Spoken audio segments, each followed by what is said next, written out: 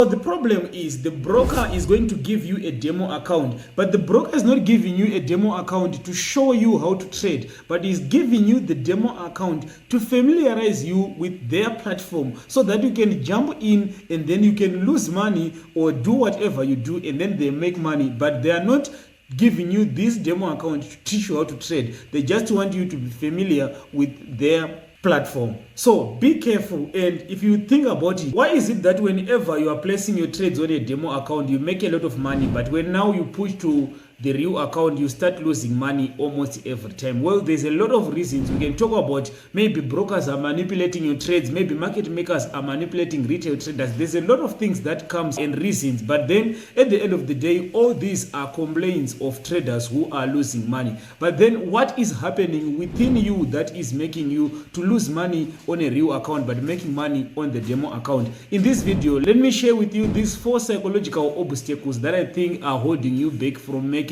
money in the market. The first one is the ability to deal with risk. You know, when I started trading, I started off with $20 and I grew that money to $168 in one day, and then I withdrew like half of the money and then lost the other $50 that was left in the account. And the reason why I lost this account is because when I tested the success of these first trades, I now became someone who was greedy and wanted to make more money. So when that happens, it means that I automatically became a risk-averse individual when I was in profit. And what do I mean by risk-averse? I was someone who was willing to take these small profits instead of risking it and letting it run to more profits. And then when I got into a loss, I became a risk seeker. And a risk seeker is someone who is trying to say maybe the market is gonna reverse. So let me give you an example. Let's say I was in a trade and then I was making profits. I would take like $2, $3, $4 in profits, right? Because I couldn't hold the market because I thought that maybe I could lose all the money. So I was now becoming very much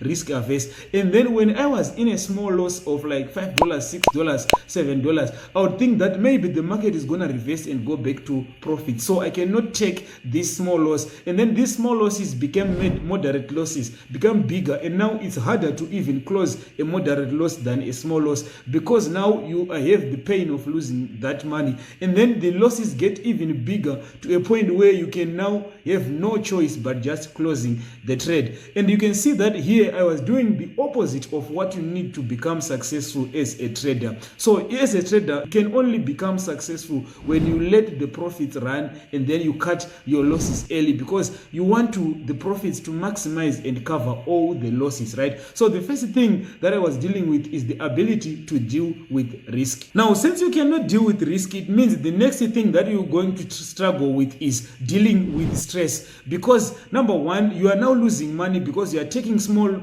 profits and you are letting the profits or the losses go very much bigger, and now you are stressed out and you are worried about losing. So once you blow your first account, it becomes harder for you to even make money on the next account. And why is that? This is because you are now worried, and when you are worried, worry now takes away your ability to perform at your best. Why? Because when you are worried about something, you cannot do many things. You cannot take much risk because you are already worried and your brain is already protecting you from being successful. So when there is real money that is involved in the market, you are always going to be worried of losing that money, especially if your life is depending on that money. That's why I always tell people, do not trade with the money that your life depends on, right? So now you can see that if you cannot deal with risk, right, and now you have stressed and you are worried, you cannot make good trading decisions. The next thing that is going to happen is you are going to have the conflict of decision making. So the conflict of decision making is when you want to place a trade. You know that this is a good buy trade, this is a good sell trade, but then you cannot click that buy or sell button. Why? Because on the other hand, you are thinking, what if, right? So a good example is whenever I post a setup or a signal on my WhatsApp or in any groups of the community. If you want to join them, leave the link in the description. But whenever I place these type of setups or trades, I will always get people coming to my inbox and saying, no, you are wrong, this is not a downtrend, this is an uptrend. Some will say, no, this is not going to be a buy trade, this is a sell trade. Someone is going to say, I'm not going to place the trades the way that you do. And then the good thing about that is that I am very good with that. Why? Because if you know that your strategy performs and it needs to do this, you don't have to follow the trades that I place myself. But then if I know that this is how I find my edge, this is the strategy that I tested, this is the strategy that gives me advantage in the market, I can only place the trades because I don't want to over analyze the market. My point is, you don't want to get to a point where you are placing maybe the RSI, the moving average, and then when you want to place the trade, you also say, okay, maybe this is not a buy trade, it's a sell trade because there's momentum here. Now at the end of the day, you have what is called analysis paralysis, where you have many decisions to make and then you end up making no decisions at all. And the bad thing about that is that someone who is not involved in the market is not going to make money no matter what happens. Being involved in the market sometimes is better than not being involved in the market. But if you cannot make your decisions, you cannot make money in the market. So I like the saying which says performance increases when thoughts decreases. When you are in the market, you just want to let the market does, and you want to trust your instincts, you want to trust your strategy, you want to trust your game plan, your strategy, whatever you are doing, you need to trust that because there is money involved in this. And if you want to be worried, overanalyze the market, you're likely not going to place successful trades in the market. Now the fourth and most important part of trading a real account is understand that if you are trading a real account, you want to not be emotionally attached to your trade. Your trades have nothing to do with your life. Your trades have nothing to do with what you are able to do in and out of the market. In other words, what I'm saying is what you think is going to happen or what you feel inside of you have nothing to do with the outcome that is going to come up in the market. The market is always going to give you a 50-50 chance of either losing or winning.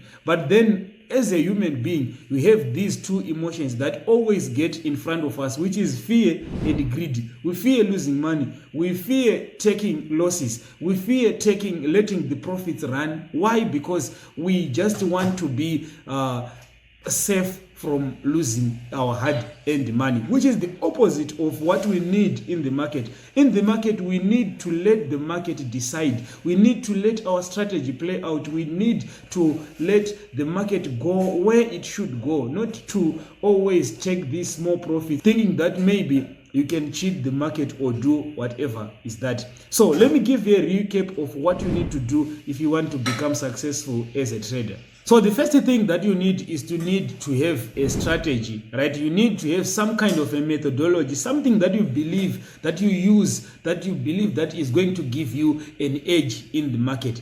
Once you have that, you need to put in a trading plan. A trading plan is a set of rules that you are going to follow each and every day. And this set of rules is going to make sure that you are not going to be emotionally attached to the market. You are not going to be making the decisions by your gut feelings. You are going to be following, and then you are going to be trading based on what you tested, what you think is going to happen. Also, this trading plan should also help you to analyze and do your risk management. So you want the rules that you follow to place how much are you placing per trade, how much are you risking per trade, and all the things like that.